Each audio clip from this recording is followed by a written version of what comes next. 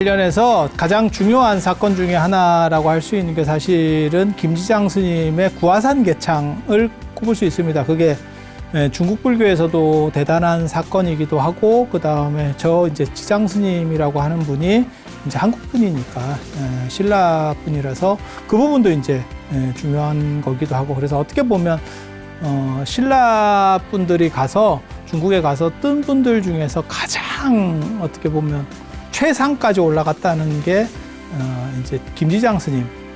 우리가 이제 흔히 알기로는 김교각 스님이라고도 알고 있는데, 그 교각이라고 하는 이름은 훨씬 뒤에 나오기 때문에 그게 원래 이름이라고 판단할 수 있는 근거는 없습니다, 사실.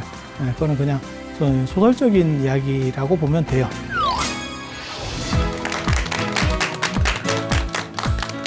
자, 안녕하세요. 지난 시간에는 지장보살님과 관련된 구화산 이야기를 해드렸고요. 그리고 중국에는 이제 4대 영장이라고 해서 오대산,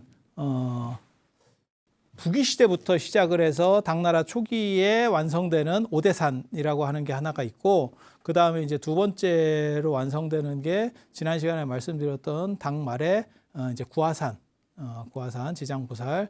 그리고 이제 어떻게 보면 지금 시절에는 가장 떡상한 유적지라고 하면 이 보타락가산입니다. 보타락가산. 그래서 관세음보살의 성지.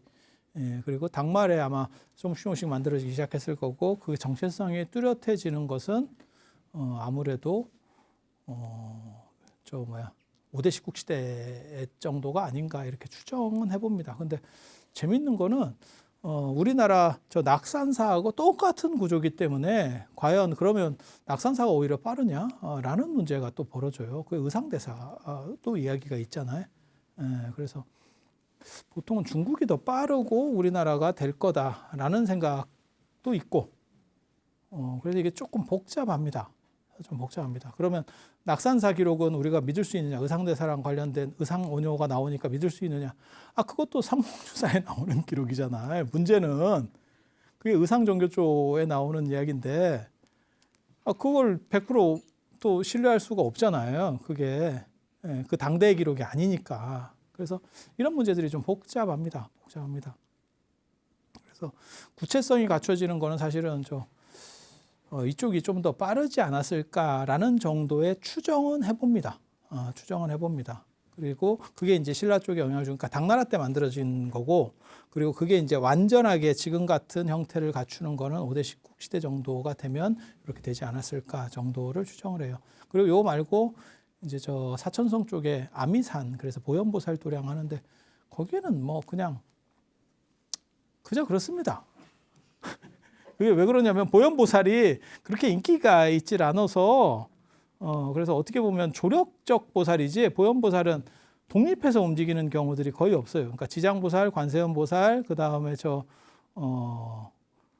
문수보살 이런 분들은 독립적인 부분이 있고, 여기에 플러스 알파로 이제 미륵보살까지 이렇게 독립적인 성향이 있는데, 보현보살은 계속 보조적인 역할이죠. 그래서 화엄경 보현행원품 정도의 역할들 밖에 없어서 그래서 조금 약합니다. 그런데 이제 거기서 가장 인상적이었던 거는, 저 같은 경우는 아미산에서 가장 인상적이었던 거는 사신해라고 하는 절벽. 몸이 뛰어내린다는 거예요. 사신한다. 여기 사신. 네, 사신. 야, 이름 자체가 사신해예요. 그래서 거기서 뛰어내리면 한 1000m까지는 안 될 것 같은데, 그런데 탁 뛰어내리면 근데 얼마나 많은 사람들이 떨어졌으면 저걸 비석을 만든다니까, 청나라 때. 그래서 되게 재밌어요. 이 진구사라는 사람하고 지방관리 이분이라고 하는 두 사람이 만들었다는 게 아니고 이게 사람 이름이에요. 이분하고 진구사가 이 비석을 만들어요. 그만큼 영험한. 그래서 여기를 보면 보타산하고 낙가산 두 개의 산이 섬이에요. 섬. 그리고 그게 영파 쪽에 있는데, 저게 이제 유명해지는 거는 제가 보기에는 거기가 무역 거점입니다. 그래서 그 근처로다가 배를 타고 왔다 갔다 사람들이 할 수 있는 항로가 있는 쪽이에요. 배라고 하는 게 지금은 별 볼 일이 없지만 예전에는 굉장히 좀 문제성들이 있는 교통, 그러니까 난파 위험이 굉장히 높은 게 배입니다. 그래서 고려 말 때도 중국으로 유학 가거나 조선시대 사신들도 배 타고 절대 안 가요. 배 타고 절대 안 갑니다. 다 걸어서 가거든요. 아니 그렇잖아요. 그러니까 저 뭐 연행록이라든지 안 그러면 열하일기 이런 거 보면 다 걸어서 가잖아요. 우리가 생각할 때는 배 타고 가는 게 낫지. 그걸 걸어서 그 육로로 말 타고 간들 안 걷고 말을 탄들 엉덩이 아작나겠다. 그냥 생각해. 그냥 배 타고 이렇게 그냥 누워가지고 며칠 자는 게 안 낫겠나라고 싶지만 위험한 거죠. 그러니까 최근까지도 그랬으니까. 그래서 배 타고 간다라는 건 굉장히 위험하다 이렇게 생각하면 되는 거고, 그런데도 불구하고 배를 통해서 무역이라고 하는 거는 사람이 지고 가거나 말에 실어 가는 거는 얼마 못 가지고 가잖아요. 그러니까 배에다가 막 대량 수송해 가지고 그걸 무역을 할 수밖에 없는 거고, 그런 사람 입장에서는 무슨 일이 벌어지겠어요? 베니스의 상인 같은 거죠. 난파되면 쪽박, 그 다음에 그게 잘 돼서 돌아오면 대박. 그러다 보니까 누군가에게 기도할 필요성이 있는 거죠. 그 입지에 보타라카산이 있는 거예요. 정확하게 말하면 산은 아니고 섬입니다. 섬 두 개예요. 그래서 보타산섬, 낙가산섬. 전에도 제가 말씀드렸었지만 관세음 보살의 주처를 경전에 보면 섬으로 이해하는 데도 있고, 독도처럼 섬 안에 산으로 이해하는 구조가 있고, 그 다음에 그렇게 이해하는 게 우리나라에서는 강화도 보문사가 섬으로 이해하는 구조고, 그 다음에 낙산사 홍련암처럼 앞쪽 바다, 뒤쪽 산 이렇게 이해하는 두 가지 구조가 있는데, 중국에는 저걸 섬으로 판단을 한 거예요.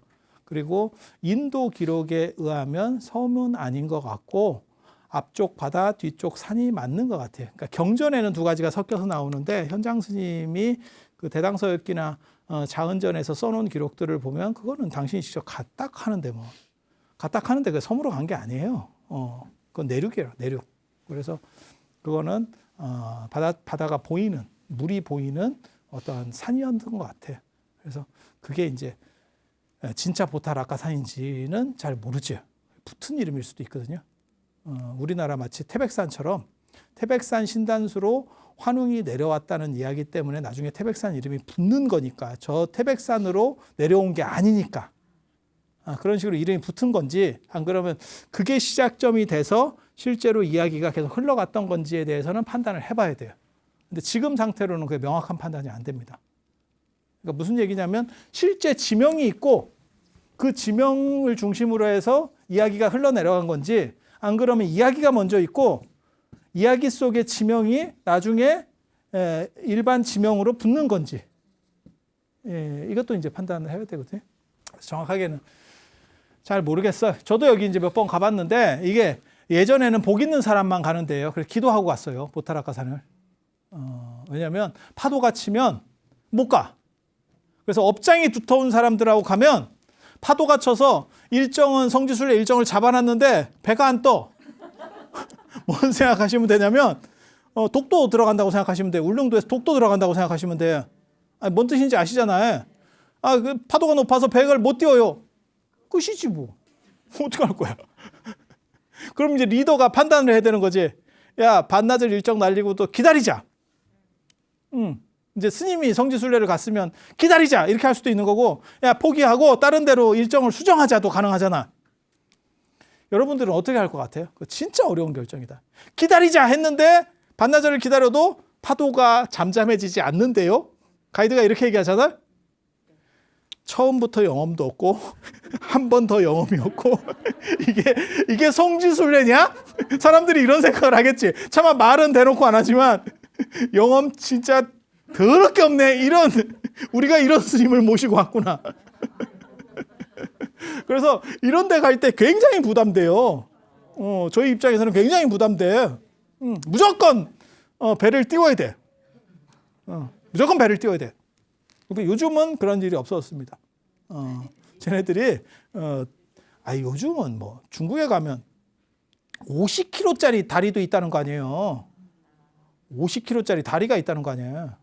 그러니까 어느 정도까지 이게 원래 섬이니까 강화도처럼 다리를 완전히 넘는 거는 의미가 없다 이렇게 봐서 어느 정도까지 이렇게 갈 수 있게 해놓고 거기서 쬐끔만 가면 돼. 쬐끔만 가면. 이해가 됩니까? 아마 중국의 성지 중에는 제일 많은 데가, 사람이 제일 많이 오는 데가 일 거예요. 그래서 야, 이건 진짜 입장료도 무진장 받거든. 뭐 엄청난 매출이 올라갈 겁니다.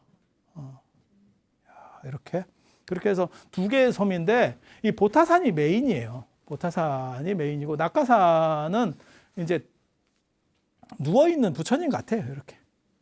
그래서 보제사, 보부사, 해제사가 보타산의 3대 사찰이고 그 다음에 이제 33m짜리 관음상이 있어요.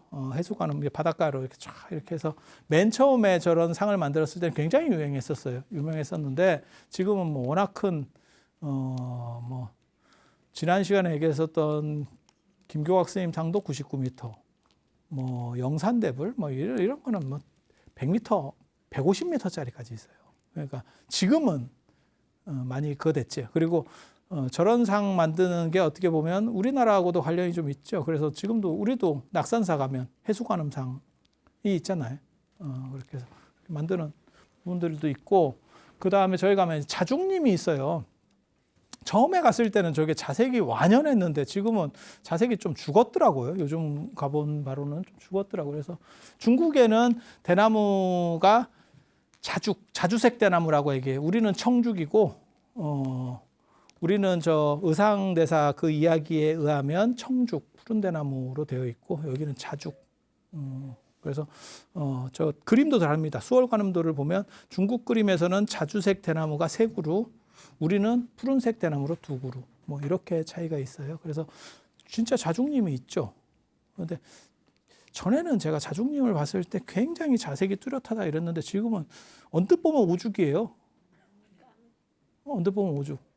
그렇게 해서 아무튼 자중님이 있고, 그 다음에 범음동이 있어요. 범음동이 이렇게 골짜기 같은 건데, 여기 조음동은 딱 어떻게 생겼냐면, 낙산사 홍련암 바로 밑에, 거기같이 진짜 딱 그 정도 규모고 그 정도로 생겼고, 저 범음동은 그거보다 규모가 훨씬 큽니다. 그렇죠. 범음동의 특징이 거기서 파랑새가 나와요. 파랑새가. 그래서 제가 그 파랑새 또 전에 한번 봤잖아. 네, 파랑새. 파랑새는 있다. 이래가지고 원래 그 기록에 보면 그 파랑새가 이제 앵무새라고 나오는데 앵무새는 아닌 것 같고, 그래서 아무튼 그 범음동에 파랑새 나오고 그 다음에 이렇게 골짜기 같이 이렇게 돼가지고 거기가 신령스럽게 생겼습니다. 가보면 좀 묘하다 이런 느낌이 딱 들어. 그래서 그쪽에 파랑새 출연 장소고, 그리고 이제 제일 유명한 게 이 붉은거 관음원이에요. 붉은거 관음원. 관음원. 조음동 쪽에 있는 붉은거 관음원인데, 이 붉은거 관음원이 제대로 만들어지면서 저는 이게 이제 관음 성지가 완성됐다라고 보는 거거든요. 근데 이 이야기가 언제 나오냐면 이때 나오기 때문에 이제 저 당송 교체기 5대 식국 시대 때 완성이 된 게 아니냐라는 생각을 해요. 그러니까 관세음 보살 어떻게 보면 최고 성지 중에 하나가 저 붉은거 관음원인데, 그러니까 처음부터 저기가 바다의 요충지였던 거죠. 그래서 거기서 기도하고 가는 그런 데고, 당연히 관세음 보살이 바다랑 관련이 돼서 신앙되는 게 있습니다. 연등불이 초기에 그런 양상들이 있었고, 그건 동남아시아에서 확인되고, 이 동북아시아, 동아시아 쪽에는 연등불이 바다의 수호자로서 등장하는 거는 별로 없습니다. 근데 자바섬의 보르부두르나 이런 데 보면 연등불 이야기들이 있어요. 그래서 연등불이 바다랑 관련된 어떠한 신앙적 속성을 가졌었는갑다. 이 바다가 굉장히 위험하거든요. 제가 전에 그런 얘기도 해드렸었는데, 우리나라도 보면 서산마의 삼존불, 태안마의 삼존불, 서산마의 삼존불 아시죠? 어떻게 보면 백제권에서 가장 유명한 마의 불상 하면 서산마의 삼존불일 거야. 그런데 그런 불상들이 만들어지는 데가 뭐냐면 다 무역로입니다. 거기를 통해서 서쪽으로 해서 배를 타고 나가는 거죠. 그래서 거기서 이제 기도하고 가거나 안 그러면 멀리서 이렇게 보면서 그 마애불을 보면서 이렇게 기원을 하는 거죠. 조금만 요번만 좀 잘 봐주시면 뭘 어떻게 해보겠습니다. 이렇게. 그래서 그 교통의 요충지에 전부 성지들은 만들어져요. 도낭도 마찬가지입니다. 그게 도낭이나 이런 데도 다 마찬가지예요. 그래서 왕조가 확 밀어주는 데거나, 그러니까 성지는 다 똑같아. 만들어지는 게 세 종류 생각하시면 됩니다. 세 종류 생각하시면 됩니다. 어떤 진짜 대단한 분이 나왔다거나, 대단한 분이거나 안 그러면 이적이 거기서 발생했거나, 그러면 거기가 성지가 돼요. 이게 가장 어떻게 보면 바람직한 거고, 또 다른 성지가 교통의 요충지. 기도하면서 다니는 거죠. 기도하면서 다니는 거. 그리고 왕조랑 관련돼서 어떤 왕조가 후원하는 곳. 북이시대 때는 대동의 운강석굴, 그 동네에 국가 주도로 석굴들이 개착이 되니까 그러니까 밑에 사람들도 나도 파야지 이러면서 되는 거고, 그 다음에 당나라 때는 장안에다가 낙양이죠, 정확하게 말하면 낙양이 용문석굴에 파기 시작하는 거고, 장안에는 그 정도의 석굴을 팔 만한 그렇게 대규모로 팔 만한 데가 없습니다. 그래서 이제 용문석굴이 만들어지는 거고, 그래서 성지는 보통 이렇게 세 가지로 만들어진다. 하나의 대단한 왕조들이 후원을 하거나, 후원을 해서 아니 뭐 그럴 것 같잖아. 거기 임금들이 거기다 뭐 석굴을 조성했대. 그러면 내가 어느 정도 이상 경제력이 되고 내가 관료야. 그러면 야 나도 저 자리에 하나 하고 싶은데 뭐 이런 생각이 들 수 있는 거죠, 인간이면. 그리고 그렇게 하다 보면 나중에 이제 관리가 잘 될 때는 일반 사람들은 들어오지도 못하는데, 이제 왕조가 무너지거나 뭐 이러면 이제 일반 평민들도 가서 야 나도 하나 조그만 거 하나 새겨야겠다 이러면서 밤에 와서 새기고 뭐 이러고 있는 거예요. 그러다 보면 이제 쫙 늘어나는 거지. 뭐 5만 불, 10만 불 막 이러면서 늘어나기 시작하는 거예요. 그래서 그렇게 된다라고 생각하시면 되고, 교통의 요충지는 이제 아무래도 지키기 위한 거죠. 지키기 위한 거. 그래서 그렇게 생각을 하시면 되고, 여기 보타라카 사는 게 교통의 요충지라고 보시면 돼요. 교통의 요충지. 그리고 여기서 아마 그 장소적인 부분들이 나올 거예요. 저는 그렇게 생각하거든요. 그래서 여기랑 장소적으로 거의 비슷해요. 아무튼 홍련암, 낙산사 홍련암은 거의 비슷해요. 가보고 맞춘 게 아닌가 싶어요. 만약에 그게 홍련암이 의상대사가 한 게 맞고, 그 다음에 그게 중국에서 뭔가 경험을 통해서 됐다라고 가정하면, 그러면 여기는 연대가 엄청나게 올라가야 돼요. 당나라 초기까지로 거슬러 올라가야 돼요. 그리고 그런 개연성은 충분히 존재할 수도 있어요. 왜냐하면 교통의 요충지는 하루아침에 만들어지는 게 아니거든요. 그래서 배 타고 다니면서 계속 어떻게 보면 등대 역할을 하는 거죠. 신앙의 등대. 신앙의 등대. 그래서 이 붉은고 관음원과 관련돼서 보면 무슨 얘기가 있냐면, 양무제 때 이제 저기에 이제 보타원이라고 하는 그걸 만들었대. 절을 만들었대. 보타원이라고 하는 데를. 그리고 그 보타원과 관련해서 거기에 불상을 모셨는데, 이제 불상 얘기가 나오는데, 이렇게 되면 이제 위진남북조시대 때 만들었다는 거죠. 위진남북조시대 때 남조에서 만들었다라는 얘기가 되는 거고, 그러니까 여러 가지 전승들이 막 섞여 있는 거예요. 그런데 남송 집안의 불조통기라는 책에 보면 뭐라고 나오냐면, 그게 42권인데, 그러니까 송나라 때, 제가 전에 그런 얘기 해드렸는데, 전전 시간에 송나라 때는 총서 만드는 걸 하고 있었다. 저 책도 몇 권이냐면 54권이에요, 전체가. 불조통기가 어떻게 보면 불교랑 관련된 역사적인 이야기를 다 모으는 책이에요. 가만히 생각하면 우리 같은 사람이 저 송나라 때 저런 거 하고 있었지 않았을까, 이런 생각도 들 정도로, 나 저런 거 하라 하면 되게 잘하는데, 사실 저런 거 막 정리해가지고 이따시만한 거 만들고 이런 거 보면 되게 잘하는데, 태평광기가 그 송나라 때 만들어진 책인데 그거 500권짜리라니까요. 그런 걸 막 만들어. 500권짜리 책 만들려면 진짜 눈깔 빤다. 저 인생을 갈아 넣어야 된다. 아무리 뭐 취합해서 뭐 정리하고 뭐 이래도 있잖아요. 그거 안 됩니다. 여러 사람들이 막 해가지고 이방을 필두로 해서 12명인가가 편찬했을 거예요. 정부에서 후원해서 만드는 거예요.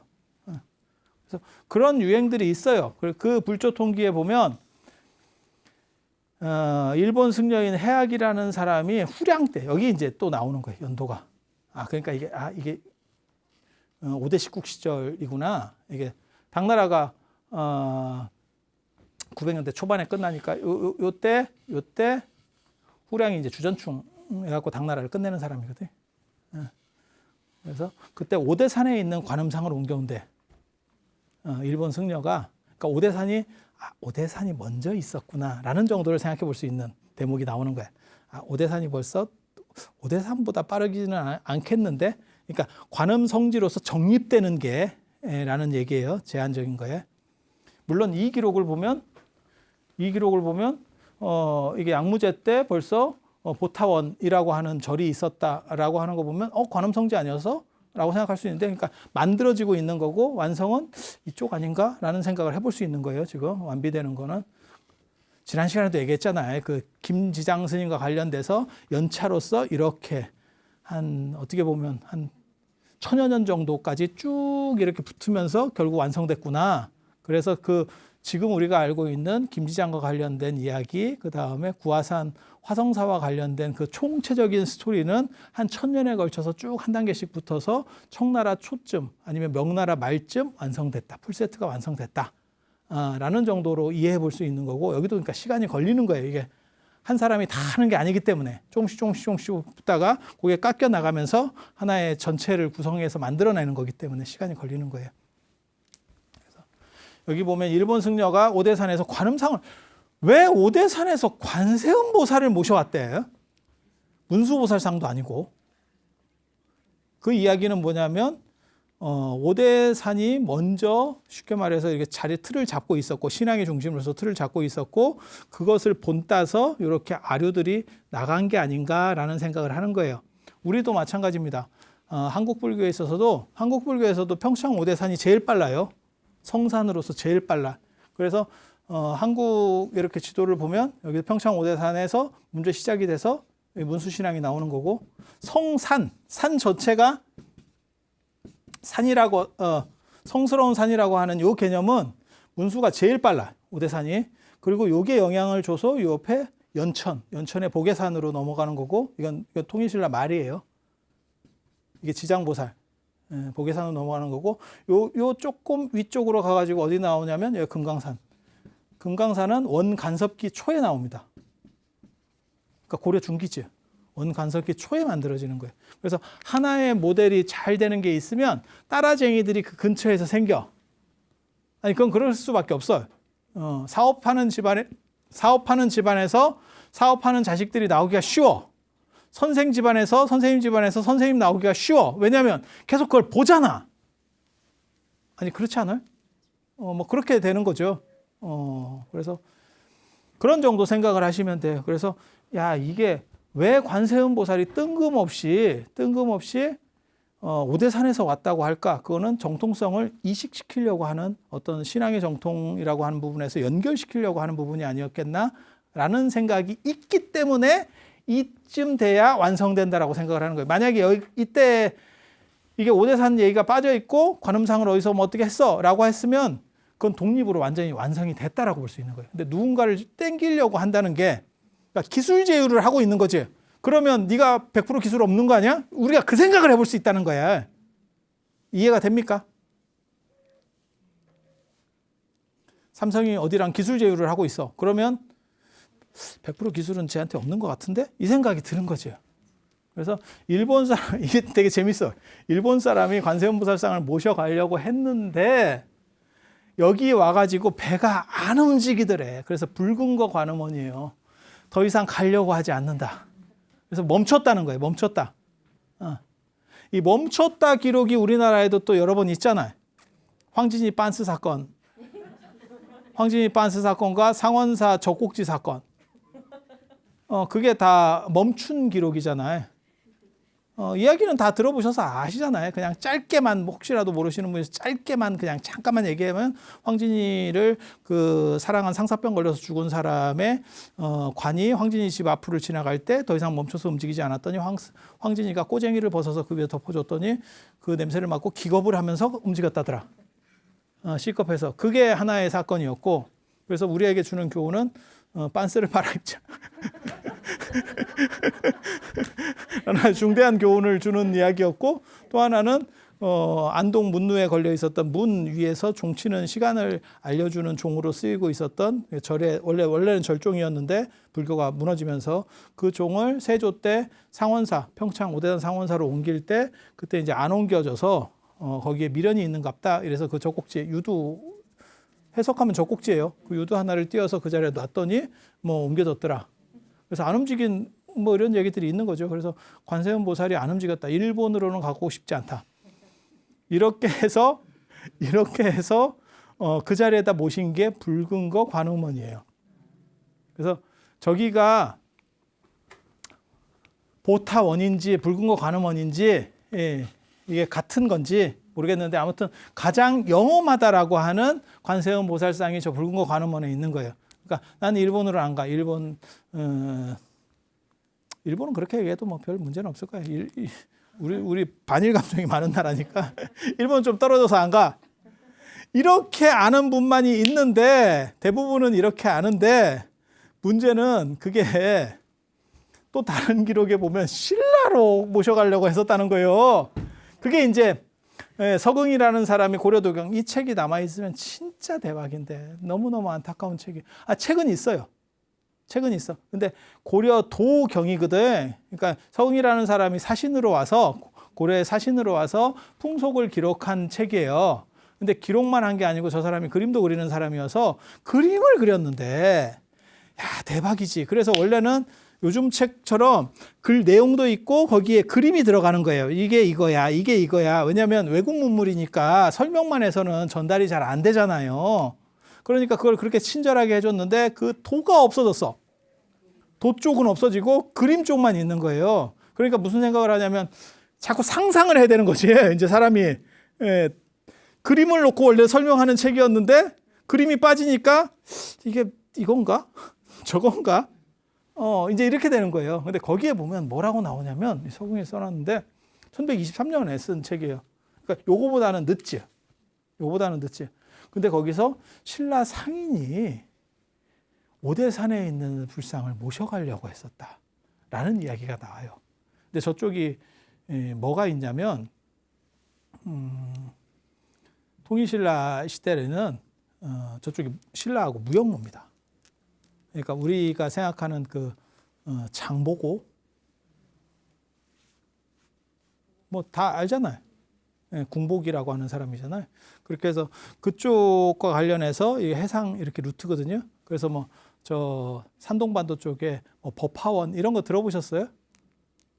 저쪽에 이제 신라원, 신라소 뭐 이래갖고 지금도 가보면 있어요. 저 적산 대신 뭐 이래갖고 크게 뭐 상도 만들어 놓고 그 다음에 거기 장보고 기념관도 지어 놓고 저도 예전에 한번 가봤었거든요. 2번 가고 싶진 않더라. 볼 게 너무 없어. 새로 다 만들었는데 장보고 상도 굉장히 큰 걸 만들어 놨어요.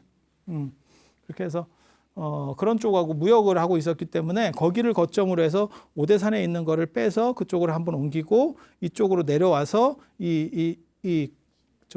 보타라카산 쪽으로 이렇게 지나서 앞으로 이렇게 넘어오려고 했는데 신라 쪽으로 넘어오려고 했는데 안 가 이렇게 되잖아.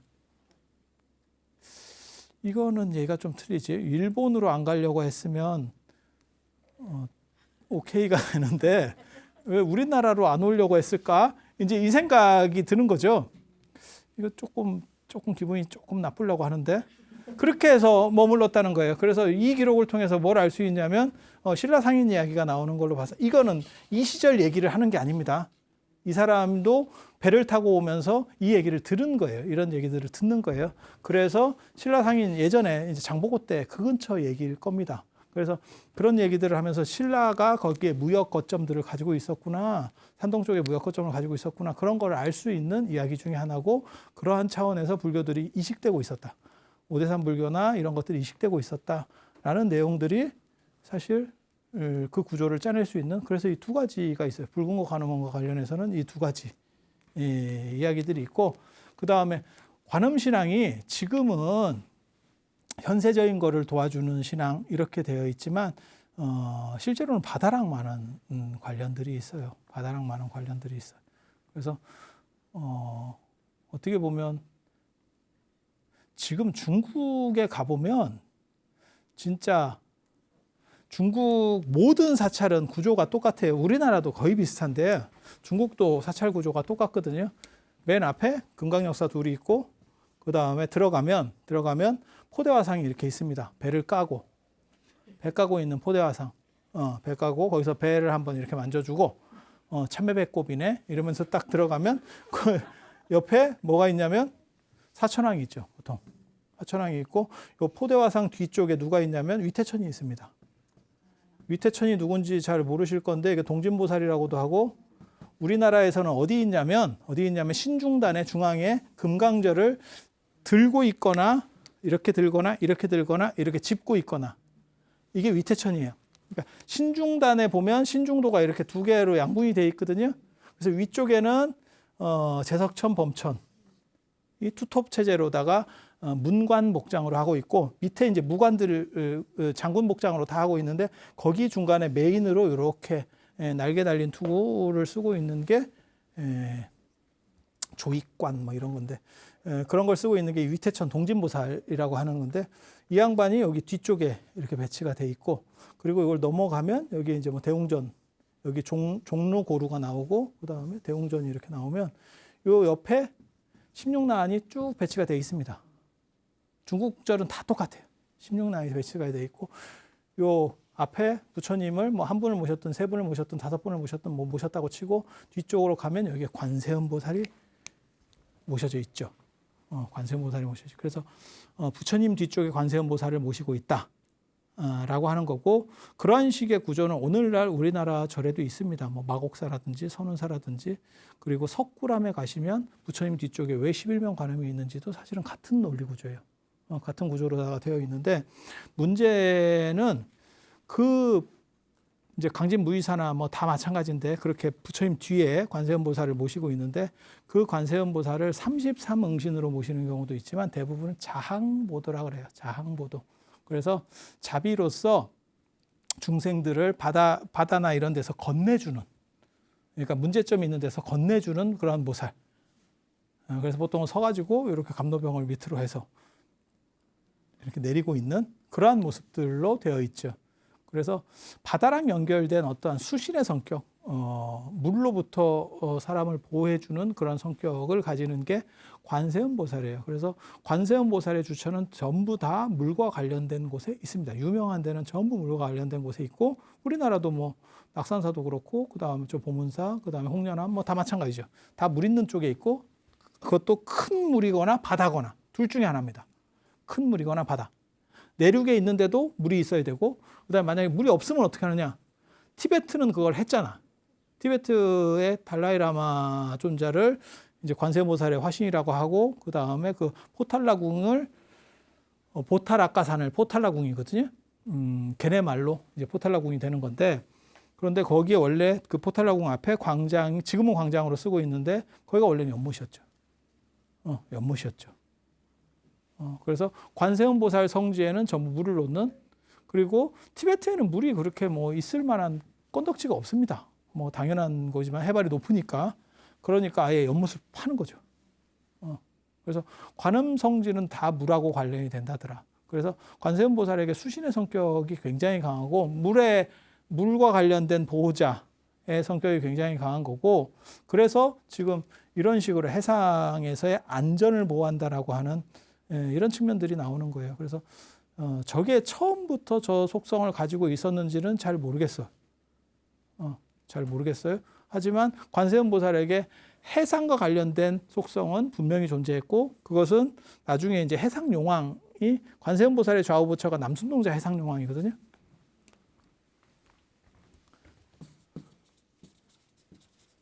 여기가 남순동자 해상용왕이잖아요. 해상용왕이라고 하는 부분이 존재하고 남순동자는 누구냐면 선제동자입니다.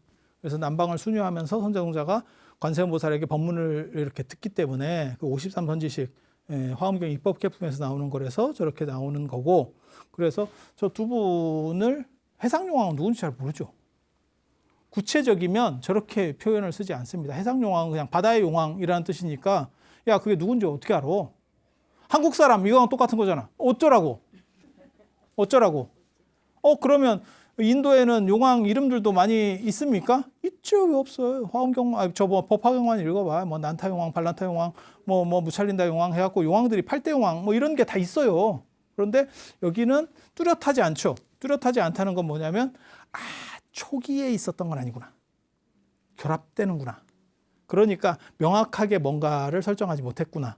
라는 걸 알 수 있는 거고 그리고 저 부분이 점점 더 많이 발전했으면 이름이 또 생겼을 수도 있어요. 그런데 또 신앙적으로 변화되는 건가? 그리고 원래 관세음보살은 33응신 변화신이죠. 변화신. 그러니까 33가지라고 하는 데도 있고 32가지라고 하는 데도 있고 33가지는 관세음보살 보문품, 그다음에 32가지 같은 경우는 수능엄경, 능엄경에 나오는 이야기고 이근원 통장, 능엄경의 이근원 통장에 나오는 이야기고 그리고 저렇게 변화신 중에서 어떻게 보면 바다랑 관련된 부분이 있느냐라고 찾아보면 실제로 별로 잘 안 나옵니다. 그래서 이게 나중에 붙은 구조인 것 같다. 그러니까 하나는 변화신 중심의 구조가 더 어떻게 보면 일반적인 거고 그 다음에 뭐 바다랑 관련된 부분은 추가되는 부분이라고 보시면 돼요. 추가되는 부분. 그러다 보니까 이 부분이 나중에 약간 좀 줄어드는 경우들도 있습니다. 그래서 중국 사람들 같은 경우는 마조라 그래가지고 바다신을 따로 모시는 경우들도 있어요. 우리식으로 말하면 용왕제 지내듯이 뭐 이렇게 하는 이런 구조들도 있으니까 관세음보살이 완전히 그걸 통제하지 못해요.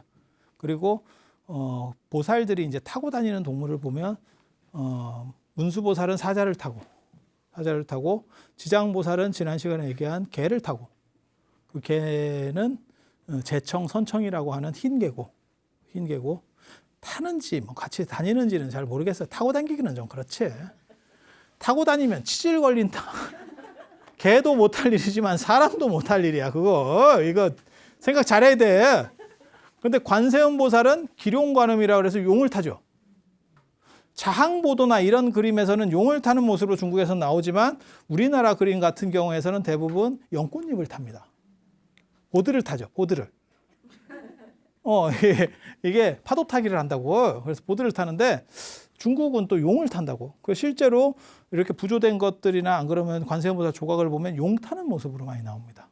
용 타는 모습으로. 그래서 이런 차이점들이 있어요. 이런 차이점들이. 그리고 관세음보살의 명칭과 관련해서 잠깐만 얘기해드리면 관세음보살, 관자재보살 다 뭐 통할 수 있는 얘기고 관세자재라는 것도 있고 성관음이라는 것도 있고 축약해서 관음도 되고 그래서 이런 것들이 다 그냥 호환해서 쓰이는 거고 원래 관음이라고 하는 용어는 일반적인 용어는 아니었고 구반화주의 묘법연화경에 관세음보살 보문품을 이렇게 번역할 때 원래는 관세음보살이라고 했는데 거기에 개송이 나와요. 시로 축약하는 인도 문화가 있는데 그 시에서는 글자가 축약될 수밖에 없기 때문에 관세음이라고 안 쓰고 관음이라고 축약해서 썼어. 그게 이제 나중에 유행하게 되면서 짧은 게 간략하니까 그게 유행하게 되면서 어떻게 보면 관세음보다 관음이 더 많이 쓰이는 경우들도 있죠. 네가 그걸 어떻게 알아? 그러면 관음전 뭐 이렇게 하니까 아예 그냥 간판 이름이 관세음전이라고 써 있는 데는 없고 관음전이잖아요. 그래서 이게 오히려 이름이 축약된 게 대표 명칭이 됐어요. 지금도 말을 축약하는 경우들이 우리가 있죠. 하지만 그게 대표 명칭까지 될 수 있는지에 대해서는 조금 생각을 해봐야 되죠. 그래서 이런 스토리들이 있다는 정도 이해하시면 되겠습니다. 그래서 오늘 관세음보살 이야기까지 해드렸고 다음 시간에 이제 당나라 말의 이야기 그리고 불교가 이제 약간씩 기울면서 유교들이 살살살 스물스물 올라오기 시작하는 불교 거의 다 끝났어요. 중국 불교 거의 다 끝났어. 송나라 가면 벌써 메가리가 없어져. 그래서 재밌는 거 이제 끝났어요. 그 전까지 너무 할 게 많다. 이렇게 해서 미치겠던 시절도 끝났고 앞으로는 너무 할 게 없는 또 시절이 옵니다. 불교 뭐 하고 있었나? 이런 시절이 옵니다. 그래서 다음 시간에 논불교표라고 아주 재밌는 거 있어요. 법문사, 중국에 만약에 부처님 사리가 한과가 있다면 그 법문사 사리가 진짜다. 그 법문사 사리를 불에다가 던지거나 바다에 버려라 라고 했었다가 기지개 옥먹고 죽을 뻔한 사람의 이야기. 그 사람이 중국 당나라와 송나라에 걸쳐서 최고 문장가였었다 라는 이야기를 해드릴 수 있도록 이렇게 하겠습니다. 자, 오늘 들어주셔서 감사합니다.